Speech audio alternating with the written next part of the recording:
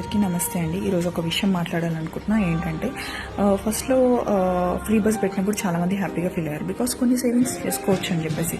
But అది రాను రాను చాలా ప్రాబ్లమేటిక్గా మారింది. ఏంటంటే అవసరానికి ట్రావెల్ చేసే వాళ్ళకంటే అనవసరంగా ట్రావెల్ చేసే వాళ్ళు ఎక్కువైపోయారు.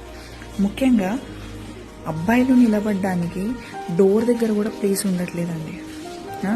ఇలాంటిది పెట్టే కంటే 60 అబోవ్ వాళ్ళకి ఫ్రీయో, లేకపోతే చిన్నపిల్లలు స్టూడెంట్స్కి ఎగ్జామ్స్ టైంలో ఫ్రీయో, ఎంప్లాయీస్కి ఒక 25% ఫ్రీయో ఇలా పెడితే గవర్నమెంట్కి కూడా ఇన్కమ్ వస్తుంది. అండ్ ఫస్ట్ చెప్పాల్సింది ఏంటంటే క్రౌడ్ గట్టిగా పెరిగిపోయింది. క్రౌడ్ పెరిగిపోవడం వల్ల బస్సెస్ సరిపోవట్లేదు. ఈ స్కీమ్ ఎప్పుడు వర్కౌట్ అవుతుంది? బస్సెస్ అండ్ క్రౌడ్ ఈక్వల్గా ఉన్నప్పుడు సెట్ అవుతుంది.